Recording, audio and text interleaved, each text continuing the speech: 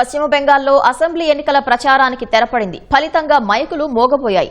చివరి వరకు ప్రధాన పార్టీలు ప్రచార సభలతో హోరెత్తించాయి. ఎన్నికల హామీలతో ఓటర్లను ఆకట్టుకునే ప్రయత్నం చేశాయి.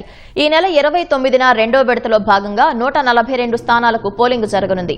మొత్తం 1448 మంది అభ్యర్థులు పోటీ చేస్తుండగా 3,21,73,000 మంది ఓటర్లు వారి భవితవ్యాన్ని తేల్చనున్నారు. ఇందుకోసం కేంద్ర ఎన్నికల సంఘం 41,000 పోలింగ్ కేంద్రాలను ఏర్పాటు చేసింది. అన్ని కేంద్రాల్లోనూ వెబ్కాస్టింగ్ సౌకర్యాన్ని కల్పించింది. పోలింగ్ ను ప్రశాంతంగా నిర్వహించేందుకు 2,321 కంపెనీల కేంద్ర బలగాలను మోహరించింది. అత్యధికంగా కోల్కతాలో 273 కంపెనీల బలగాలను మోహరించింది. సీఎం మమతా బెనర్జీ పోటీ చేస్తున్న భవానీపూర్ నియోజకవర్గానికి ఈ దఫాలోనే పోలింగ్ జరగనుంది. ప్రతిపక్ష నేత బీజేపీ నాయకుడు సువేందు అధికారి అదే స్థానం నుంచి పోటీ చేస్తుండటంతో పోరు హోరాహోరీగా ఉండనుంది. కాంగ్రెస్ సీనియర్ నాయకుడు మాజీ ఎంపీ అధీర్ రంజన్ చౌదరి 25 ఏళ్ల తర్వాత ఎమ్మెల్యేగా పోటీ చేస్తున్నారు. బహరంపూర్ నుంచి ఆయన బరిలోకి దిగారు. ఈ ఎన్నికల్లో అధికార తృణమూల్ కాంగ్రెస్ బీజేపీ మధ్య ప్రధాన పోటీ నెలకొంది.